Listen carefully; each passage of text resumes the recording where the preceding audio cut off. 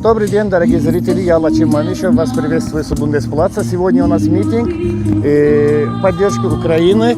Я тут увидел вот за моей спиной такой флаг, белый с синим.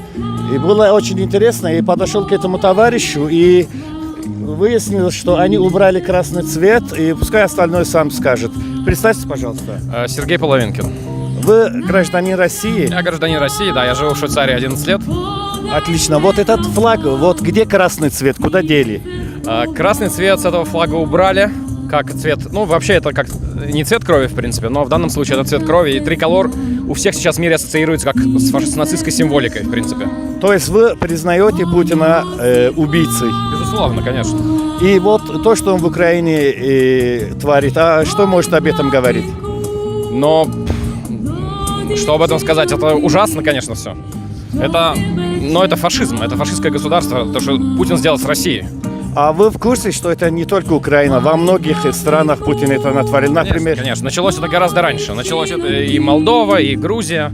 И если его не остановить, он пойдет дальше. Это а Чеченская республика Ичкерия? Ну, безусловно. А вы в курсе, там сколько людей, гражданских лиц убили? Конечно. Сколько? Нет, я число точно не знаю, но это огромное количество. А я знаю, 300 тысяч мирных граждан. Из этих 300 тысяч 45 тысяч.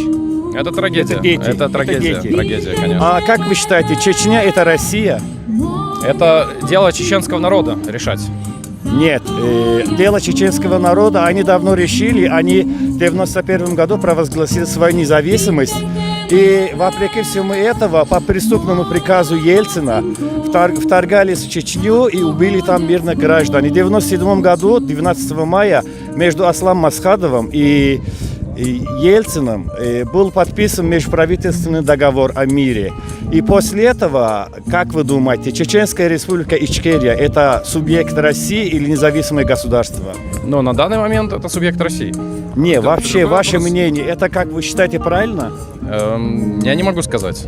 Вот, знаете, я открыто, извините еще раз, как вас зовут? Сергей. Сергей, я вам честно скажу, я ни одному русскому либералу не верю. Я не лицемер, я правильно, я все люблю говорить, потому что я азербайджанец, но в то же время я являюсь гражданином Чеченской республики Ичкерия. Чечня никогда не была Россией и никогда она не будет.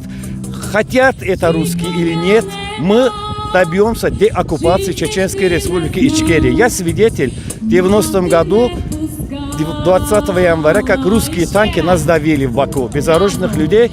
Я не верю ни Навальному, ни Ходорковскому, ни Милову, ни одному русскому либералу не верю. Хотите на меня обижайтесь, хотите. Нет, это правда. Но это ваше право, верить, да. не верить. Как бы вы ни убрали оттуда красный цвет, это и двухголовый орел, считайте, это двухголовый петух. Вы его считаете своим гербом.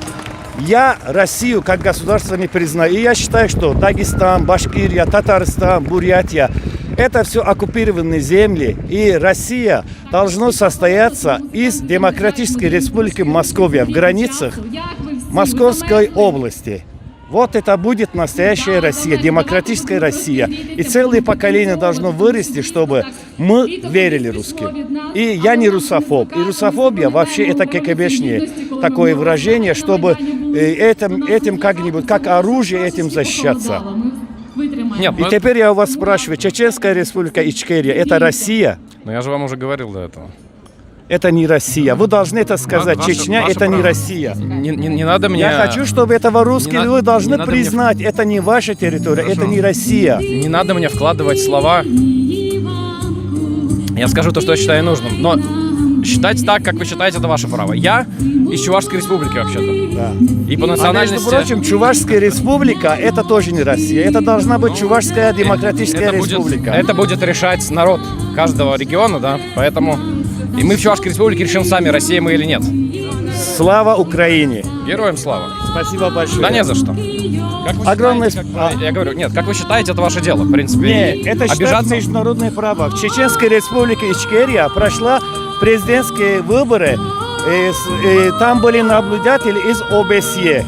ОБСЕ, если это считает легитимными выборами, значит это свободная республика. Чеченская республика Ичкерия. Это не Россия.